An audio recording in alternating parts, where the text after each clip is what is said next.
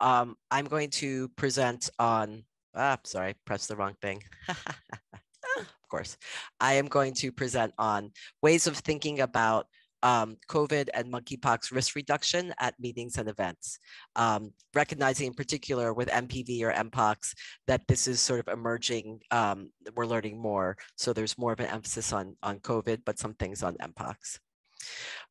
Many people will get COVID and MPOX this year, but we can still plan meetings that seek to reduce risk.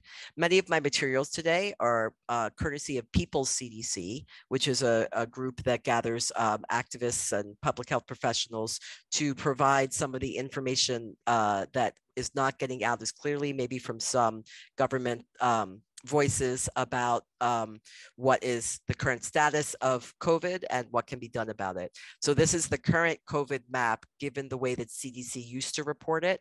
And you'll see that most of the country as of September 9th, 99.6% is at least at extremely high levels of COVID transmission, even though the CDC now focuses on hospitalization rates that and also due to some of the changes in reporting that can make it seem like there's a lot less COVID going on out there.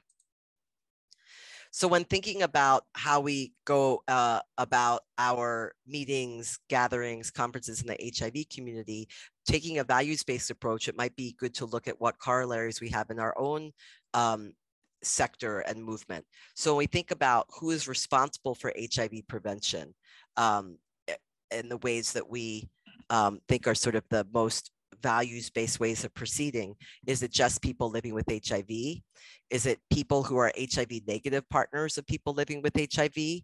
Does it include public health systems that provide information and tools for HIV prevention? And I think for many of us in the HIV community, we recognize that it's not just the responsibility of people living with HIV to care about or do something about transmission acquisition. It needs to involve all of us. And that's why we have measures like PrEP, pre-exposure prophylaxis, that's used by people who are HIV negative to prevent HIV acquisition.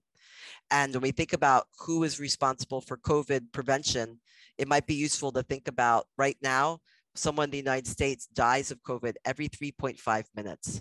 When there was one AIDS death every 8 minutes, you see ACT UP members taking over Grand Central Station in New York. And we have far more COVID deaths now. So it's still a very real issue. This is on the top is a poster from public transit in New York City from 2020 through mid 2022, emphasizing taking care of one another, like Gabriel was emphasizing. And one thing that people can do is wear masks. And just this month, they were replaced by some really disturbing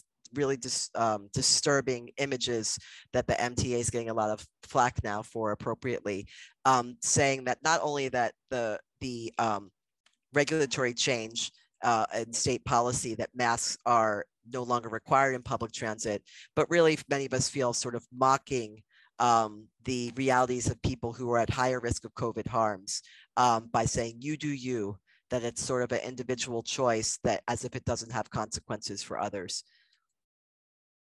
So we believe that the values of the HIV community can guide approaches to our prevention efforts in our events and meetings.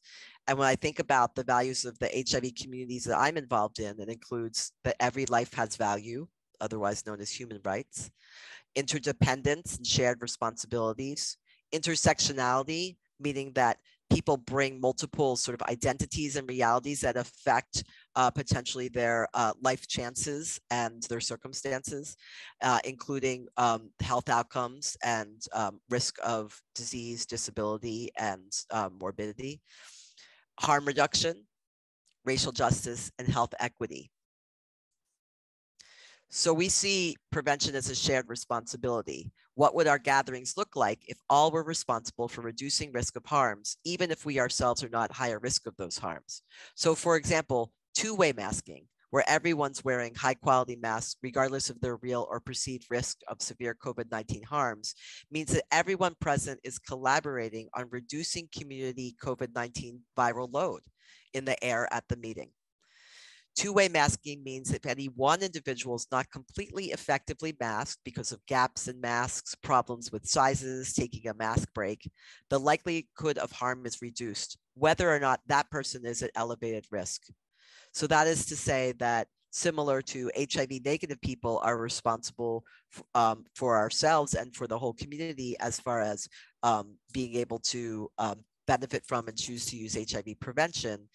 People who are not necessarily at high risk of COVID harms or don't think they are, have some responsibility to bear if we have a community that values shared responsibility.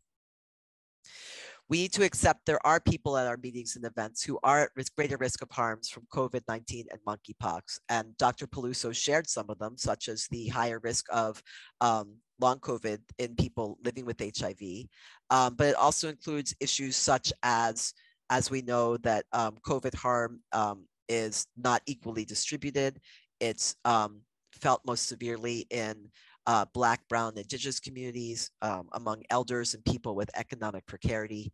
And we know the economic harms of the long MPX or MPOX isolation periods can be devastating to people who don't have large financial resources, for example. So I'm not going to read through necessarily all of these, but there's a series of questions that we've developed that we encourage organizations to consider when thinking about meetings and events. Do meetings and events need to happen as they have previously? Does it need to be in person? Does it need to be indoors? Does it need to include food? Who needs to be at this meeting? And we have some questions under each that can help with planning. We believe that it's important to look at, should we change the culture and economics of gatherings, especially for those who control funding and budget allocations? How can we reduce dependency on gatherings, especially large conferences, which are a source of income for many organizations that host them? How can they provide funding and technical assistance and capacity building for best practices for hybrid and remote events? They're difficult. We only do remote events, and we had difficulty today with Zoom technology. Can we make it feasible economically to have refunds for those who can't come or may be sick, so there's not an incentive for people to come when they're not feeling well because their organization will lose what they put out for them to go to a conference? And to recognize which groups and individuals will be at greatest risk always, regardless of pandemics, from travel or public gatherings, including those at greatest risk of travel violence and detention, for example, particularly trans women of color, undocumented immigrants, and always for people who may be immune suppressed or have complex chronic conditions or disabilities that can be complicated. For example, there are people who have died when a airline has mangled their wheelchair, which led to consequences, which led to fatalities. So I want to put out there a very good example of a conference that looked at all this that looked at COVID quite seriously for the recent gathering, Netroots Nation. You can look at theirs as somewhat of a best practice of what they considered and what they provided. This is straight from the CDC, so I'm not going to go through all of it because you can find it from the CDC. I meant to put a link. We'll link it when we transmit this. The event organizer toolkit, and it's meant for many events, but events that may have currently the highest risks of MPOX transmission, such as where people are having sex or where there's really close skin-to-skin contact. And a lot of it has to do with hand sanitizer. And for washing shared items, changing bed linens and towels. But I think we also need to make sure that the changing of those things are done in a way that's also safe from the workers who are doing that as well. The rest of the materials, many of the materials are from People's CDC, who I already mentioned, that has a sort of 7 aspects of using a layered approach to reducing COVID transmission. I'm not going to go through everything, but we'll emphasize some points that I think are both important and over which groups may be able to have the most control. Oh, sorry. That's what happens when you insert links. Oh, I made the graphic a link. One moment. Okay. So that the layers of protection have to do with the reality that COVID is spread most easily through air. So 4 layers of protection for air are indoor air quality, well-fitting high-quality masks, increasing physical distance, and reducing time spent close to others indoors. Realistically, what's the most able to predict in some ways and to have data on is particularly the first two. So we're going to focus on that. You can also have 3 layers of prevention that are about limiting the number of people you're around, getting vaccines and boosters, and using testing. So improving indoor air quality, and this can happen in workplaces, of course, as well as events, is opening windows and to provide filtration, which can include these homemade Corsi Rosenthal boxes. We made 14 of these for my kids' school. They cost around $100 each for the supplies and can be very easily assembled without special skills. And they rank as highly as, pre-made HEPA filters that cost a lot more. And outdoors is the best ventilation.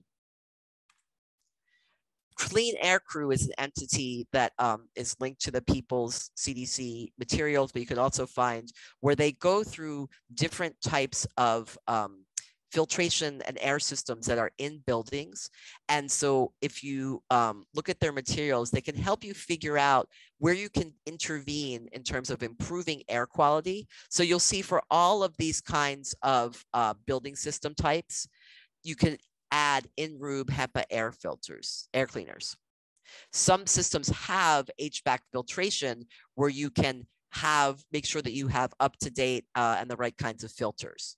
And then I hope we're going to be seeing more of in coming years is about germicidal ultraviolet light. Is something that can be very effective about pathogens in the air, but is not available in most places. So when it comes to masks, not all masks are created equal.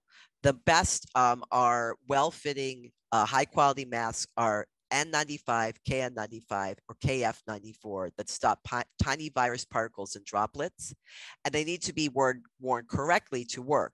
Now, again, we know that not everyone wears condoms correctly. Not everyone wears masks correctly. And in a crowded room or a room with many people, not everyone's going to be doing it perfectly. That's why it raises the importance to have two-way masking, because then there's less people who won't be unmasked at all. So there's more of a general harm reduction of where there may be incorrect masking. In order to have them on hand, it's important to order them in advance. It can take about a week for places like Project N95, and they get much less expensive for these N95s and KN times when you buy them in bulk.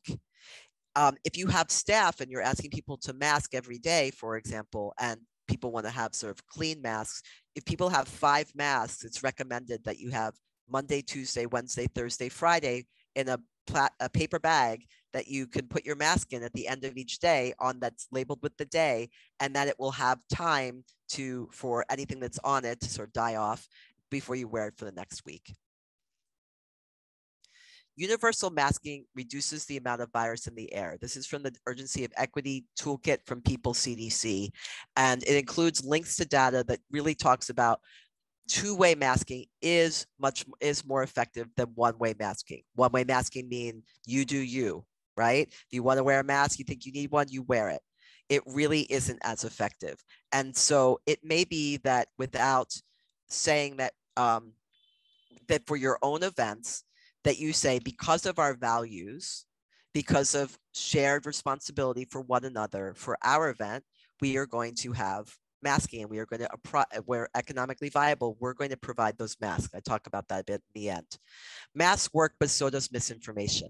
So there's a lot of misinformation out there, but regardless of individual choices, political beliefs, or regulations, you can protect those at greatest risk of harm by having clear mask policies. There's 2 main kinds of COVID testing. There's PCR tests and rapid tests. If you test too soon after being infected, both a PCR and rapid test may give an incorrect results. So testing before gathering indoors or unmasked increases the chance of identifying asymptomatic cases. So as we see here, this is some data from Ontario. It's a great article with a lot of useful charts and information. We look at this modeling based on unvaccinated college students in Ontario. If people are testing with rapid tests, and this is with Omicron, you see the frequency of testing per week really reduces the reduction of how many cases of COVID there will be, because you're taking more opportunities to catch cases. PCR testing, which is becoming harder and harder to get, can find cases that rapid testing will miss. So this was based on real people in Ontario who tested daily. So from the day they tested positive on PCR, and then they started testing with rapid tests. One day from their first positive PCR test, the next day, no one tested positive on rapid. Less than 20% on day 2. It takes up to day 4 till all were being found on PCR testing. So when it's feasible, particularly if you're having a small meeting, to be able to help people access PCR testing in a window of when they'll get the results back before the meeting, that could really increase your accuracy of understanding who is truly positive, right? So you could do PCR testing 2 days ahead of time. I know in New York now you can get results back in 24 to 36 hours. I know that's not available everywhere. And then the day of the meeting, do rapid testing.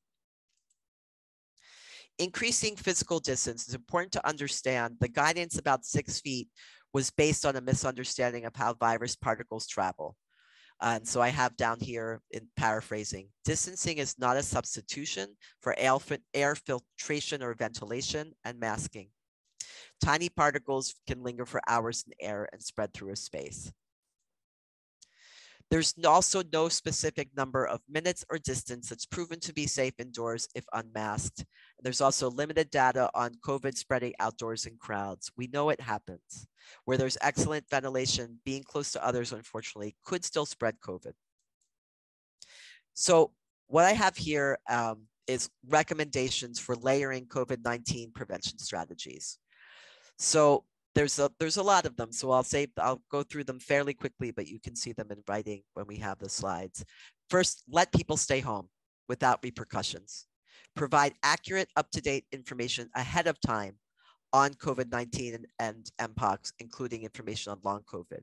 Wherever possible, provide remote, parallel, or hybrid options. Parallel means 2 different meetings, one in person, one remote. Provide masks as part of the registration process. Sometimes people are sent materials ahead of a meeting. Send masks and rapid tests out with your materials. If possible, provide the tests themselves or information on access to testing. If you're using a vaccination requirement, then establish and practice your protocols for assessment and values-based policies for non-compliance. Is this symbolic and you're not really going to check? Are you going to check? And what if someone says, no, I'm here at the door and I'm not vaccinated? How will you uphold your values in dealing with that so you're not making your frontline staff or the subcontractors running the meeting have to deal with something? Make it clear ahead of time if you're going to have a masking policy. It must be at all times, and that rapid tests must be used the morning of the event. These are your policies. And explain why you're doing 2-way masking.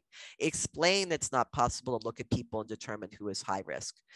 Avoid unintentionally ableist messaging, such as we're all ready to get back to normal, or we know everyone will want to be there, or inaccuracies such as during the pandemic used in past tense. And use it as an opportunity to put out clear information on MPOX and COVID-19 testing, vaccination, and how to get treatment, including the tricky aspects of how to get Paxlovid, monoclonal antibodies, and TPOX, the treatment for MPOX that actually could also, it reduces suffering and it reduces how long someone could transmit to others. On site, provide masks, provide rapid tests for those who haven't taken them, reinforce the masking message, including your values-based messaging for 2-way masking, and send thanks to those who stayed home to normalize that as a healthy behavior. Explain your other options, including ways to switch during the day if anyone feels ill or prefers the other option. And provide and explain the use of supplemental filtration, such as Corthy-Rotenthal boxes. And recognize the ongoing losses and harms of pandemics, putting out support options for those who need support for the grief and the loss that they have experienced. Provide outdoor viewing monitors or side room monitors for those who are not able to mask. Provide hand sanitizer. Develop, practice, and implement protocols with staff and volunteers for, again, dealing with attendees who are not effectively masked or resistant to masking. We've put people in harm's way in a politicized situation who are expected to enforce masking requirements without giving them the support they need. We have control over that to some degree in our own organizations to figure out the scenarios and use our own counseling and practices of justice to understand what to do ahead of time. What are you going to do? Send people home with rapid tests with information also on how to report a positive test so you can notify other attendees. And if appropriate and feasible, seek to provide on-site vaccination through a van outside, through a side room with health professionals for COVID-19, both primary series and the bivalent boosters, and MPOX. So that was a lot fairly fast, but these are some of thoughts on how to take on the challenges of making our meetings and gatherings as safe as possible, and to also change the culture of our meetings to really examine, do we need to do things differently so we can live our values in our practices and our communities. Thank you.